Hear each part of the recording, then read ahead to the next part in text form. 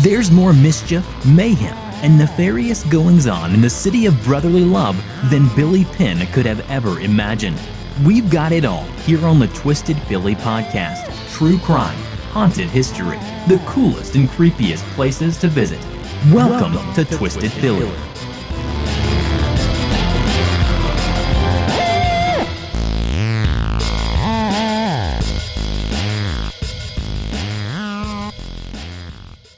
Hey Twisters, what up?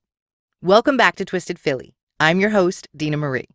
Happy summer, happy solstice. It was hot as balls this week, so if that wasn't enough to let you know summer has officially arrived, I don't know what else is. Philly in the summertime. The streets smell like piss and hot garbage. Although one friend of mine said she was on a street that smelled like bacon. Even with the heat being trapped between the buildings and it feeling at least 10 degrees hotter in the city of brotherly love and sisterly affection is still a fantastic place in the summertime. Hot town, summer in the city, back of my neck getting dirt and gritty. Been down, isn't it a pity? Doesn't seem to be. Since it's officially summer in the city and the 4th of July is just around the corner, I wanted to host another seasonal episode and tell you about some of my favorite spots to hit when it's hot and some of the best places to see fireworks in Philadelphia, plus some amazing events going on in the city. Before I dive into Philly tourism, and by the way, Philly, maybe you could start paying me for all this free publicity. Yes, no, maybe. I have a mother load of what-ups to share because I skipped them the last few episodes. I'd like to start with folks who were kind enough to take the time to leave a review. I really appreciate when listeners share their thoughts about Twisted Philly.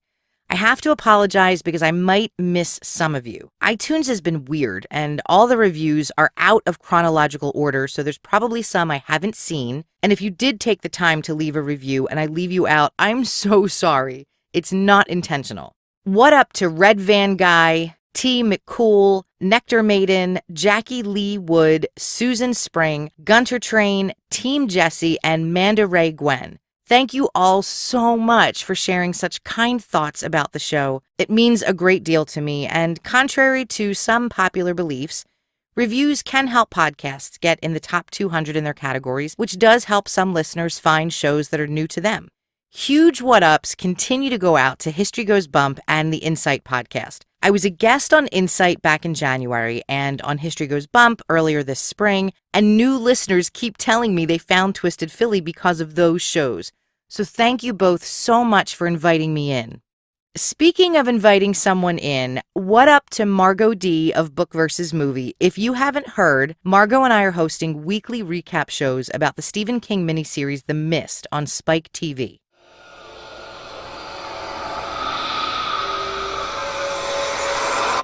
Do not fear.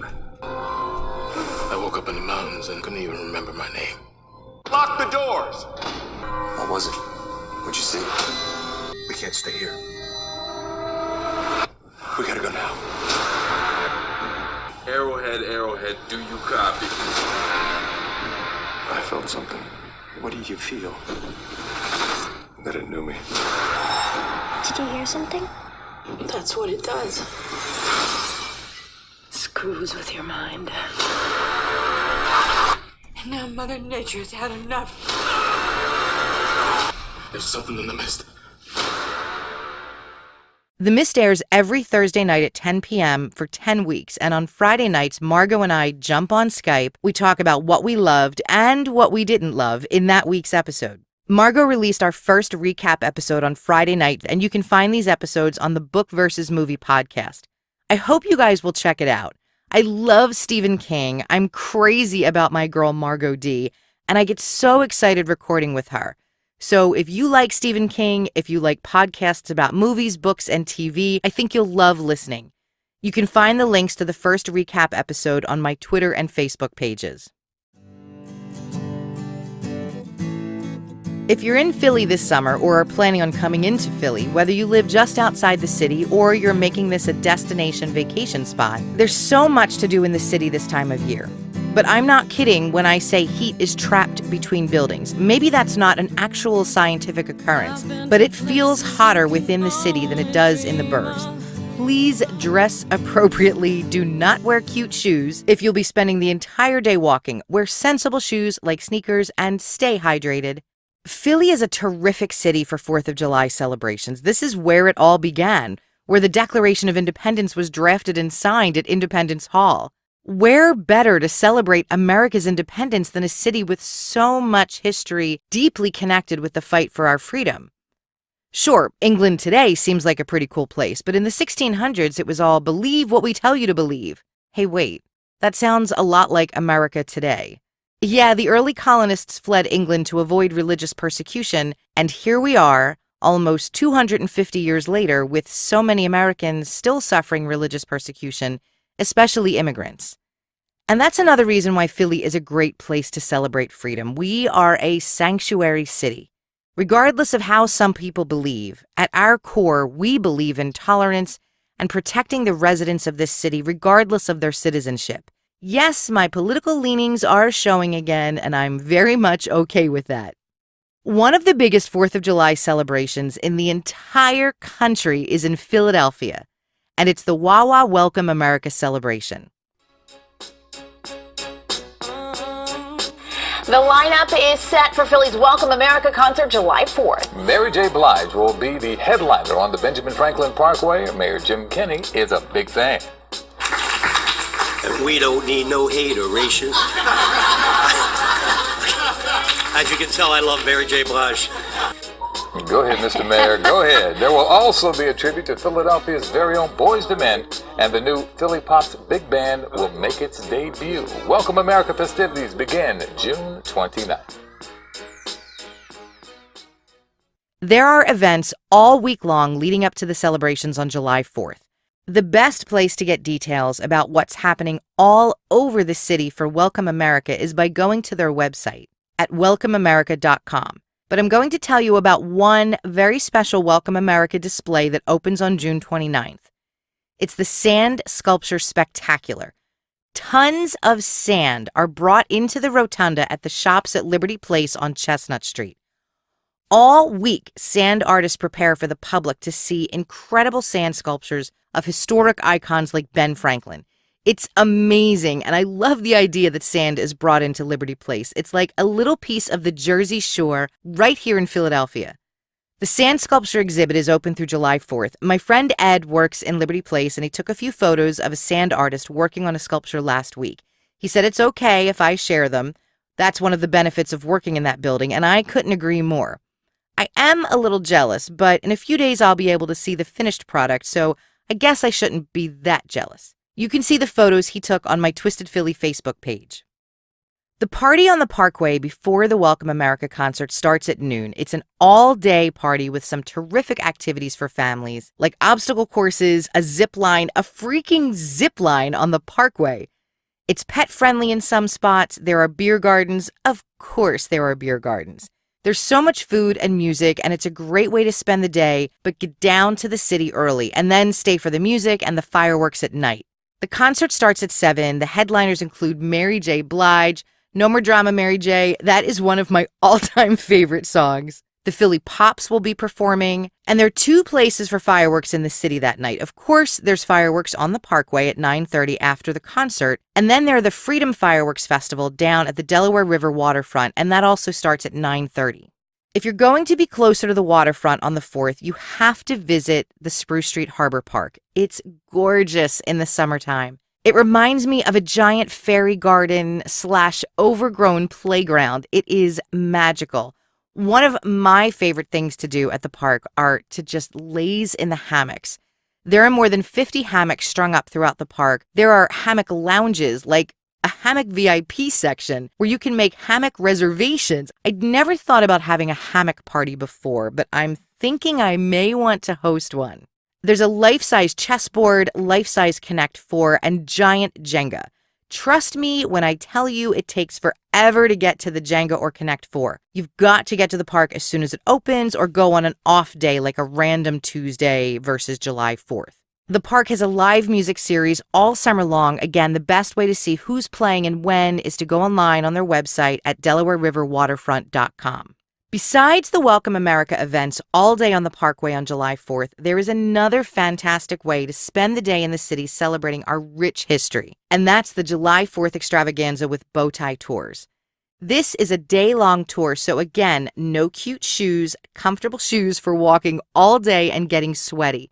You'll spend the day visiting Declaration House, Independence Hall, the Second National Bank, Betsy Ross House, which is haunted. I talked about the Betsy Ross House in a Patreon episode earlier this spring. You'll also visit the Museum for the American Revolution and end the tour at City Tavern, also haunted, but also filled with libations.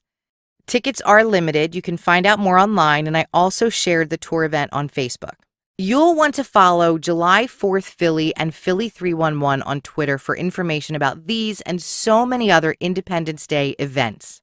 Trust me when I tell you driving into the city that day will be a complete and utter cluster.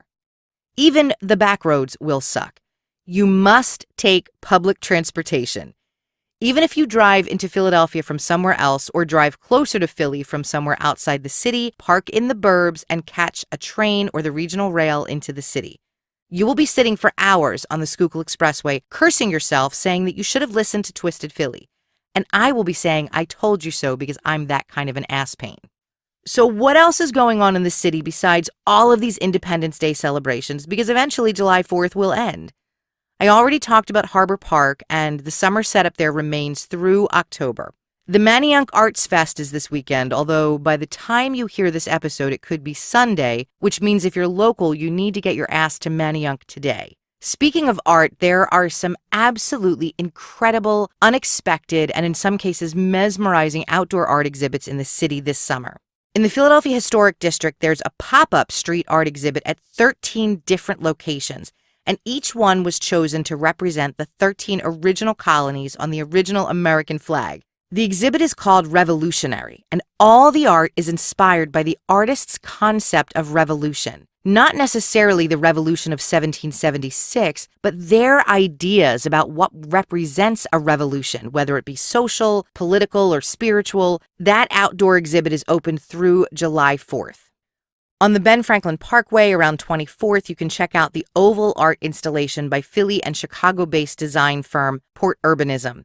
The oval exhibit opens next month on July 20th, and it's up for about 30 days.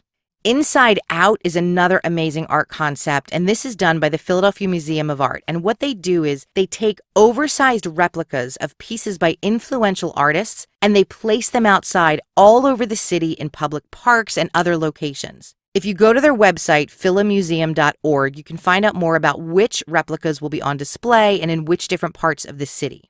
One of my favorite places in the city, especially in the summer, is Philadelphia's Magic Gardens on South Street. It's indoor and outdoor, but the outdoor space is what really fascinates me the most. The garden is about a half a block of space covered in murals and designs made from non-traditional materials like broken tile mosaics, mirrors, broken pieces of glass, recycled or found materials, and it is truly magical. You could stare at a section of wall for an hour and still not realize everything you're looking at. It was created by a man named Isaiah Zagar, who's lived in the area since the 60s. And ever since, he and his wife have been focused on the beautification and restoration of South Street. There's so much more to the story of the Magic Gardens, but I'm saving that for another episode. Actually, I'm saving it for my live episode. That's right. If you haven't heard, I've been invited to join this year's Philly Podfest. Philly Podfest is a podcast festival featuring Philadelphia podcast hosts recording live shows at some of the best spots in the city. You can find Philly Podfest on Facebook and Twitter to get a schedule of all the shows hosting live events, or you can go to their website at phillypodfest.com. Huge what up to David O'Steele, host of A Quest for Magic and Steel, which is a Dungeons and Dragons podcast. Yeah, I love D&D. David told me about both the Philadelphia Podcasting Society and Philly Podfest, so thank you so much, David. David is recording live on July 15th at 2 p.m. at Amalgam Comics and Coffee House. I will be recording live on Saturday, July 22nd at Tattooed Mom on South Street at 7 p.m. And I cannot wait! I am so excited to have listeners there with me while I record. It's crazy. I've had some folks ask what story I'm going to tell, and just yesterday, an idea came to me in the car of all places. I want to tell a story that combines all of the subjects I love: history, legend, true crime, tourism. So I'm going to be talking about South Street. Its history, what it was like when I was hanging out there back in the late 80s and very early 90s, some South Street true crime, and of course I want to talk more about the Magic Gardens, but save it for the live show. I know some of you have already signed up to attend, and I'm so excited. I can't wait to meet you. I'd love it if you could hang out after the live show, because we'll do a meetup, although I guess if I'm recording in front of you, you'll sort of already have met me. But okay, so we won't call it a meetup, we'll call it a hangout. Don't forget to check out Philly Podfest's Facebook page and their website, phillypodfest.com, for all of the great Philadelphia podcasts that we'll be recording live throughout July. There are more summer happenings I want to share with you, but for now, I'm going to take a quick Podern Family break. And I also want to tell you about Macy & Lee's small batch maple syrup, which is unlike anything you've ever tasted. They're a small independent business from suburban Philly, so I really hope you'll check them out.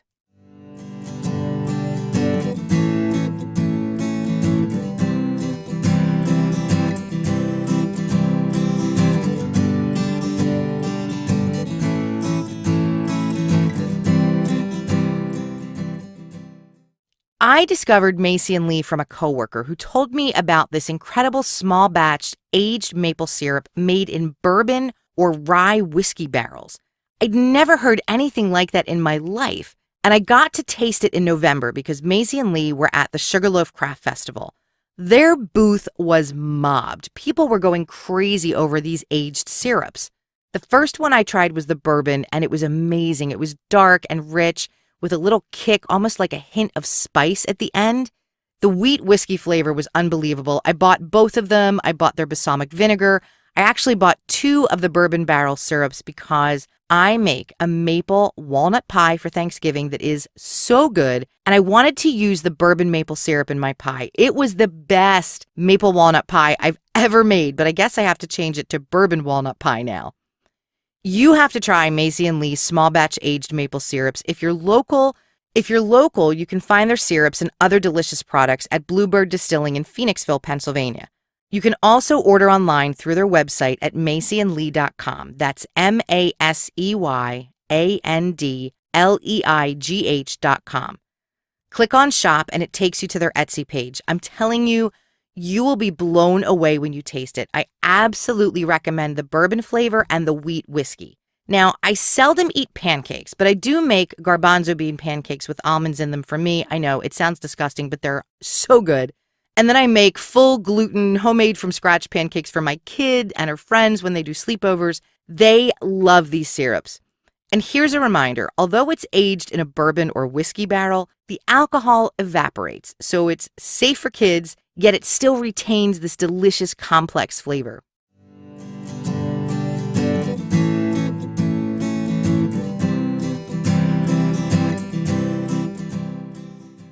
For our Podern Family break, I want to tell you about one of my new favorite podcasts. It's called Dirty Bits, and it's hosted by Tawny Plattis. Mike Brown, my dear friend who hosts one of my top 5 favorite shows, Pleasing Terrors, found this gem and recommended it on podcasts we listen to.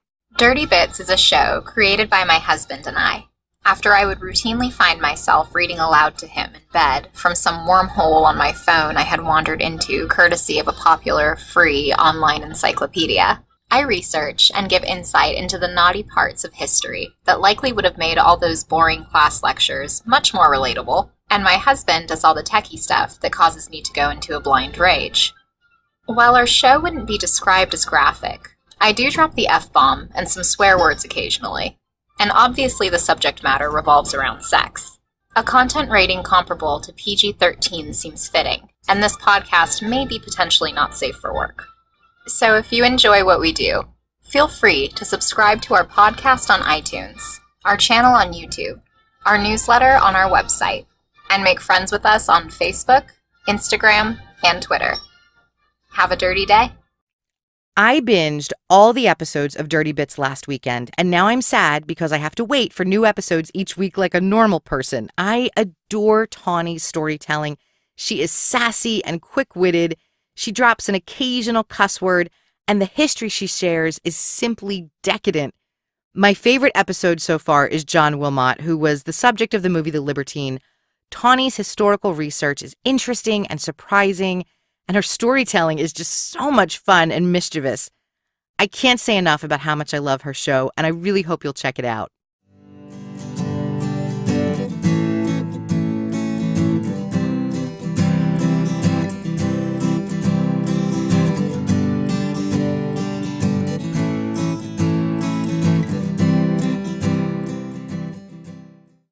And we're back from break.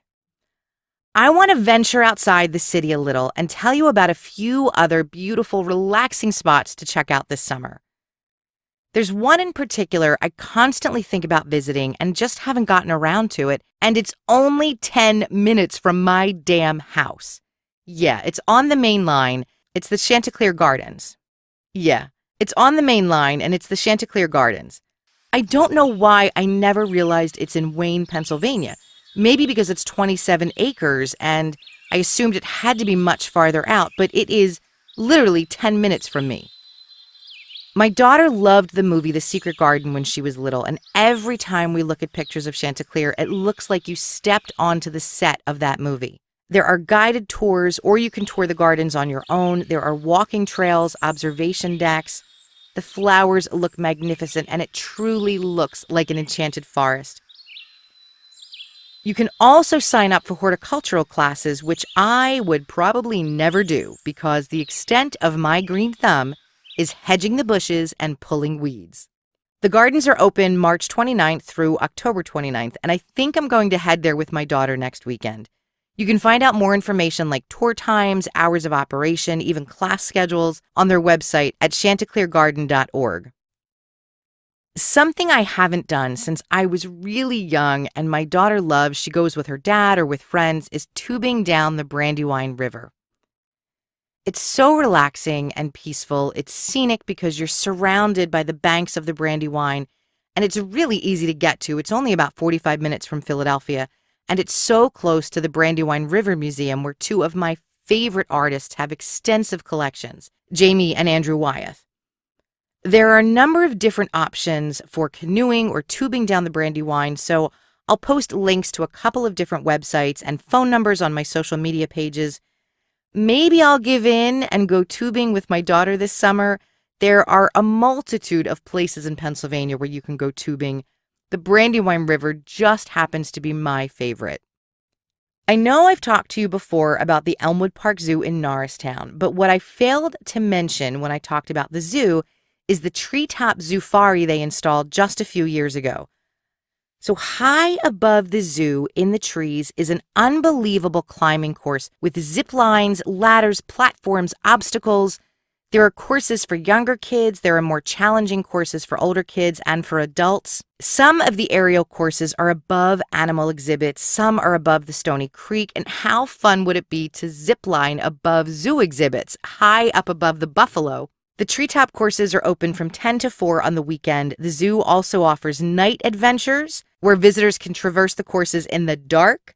Yeah, climb through trees and zip line in the dark. Hella no, thank you. But I'm sure there are some folks who would simply love that. And hey, I say go for it, but my ass is staying on the ground at night. You can find out more about the Treetop Zoofari and all the courses, age ranges, and the zoo in general by going to elmwoodparkzoo.com. Another spot I want to visit this summer is the Peace Valley Lavender Farm. It's about an hour north of Philly, northwest of Doylestown. Looking at pictures, I just want to run through purple fields and then lie down in the flowers. No, that doesn't sound twisted at all. Actually, it sounds like something out of a Jane Austen novel, but I still want to do it. You can pick your own lavender. Doesn't that sound lovely? I am the sort of woman who wants to go on a ghost tour, watch horror movies, and pick flowers in a field of lavender.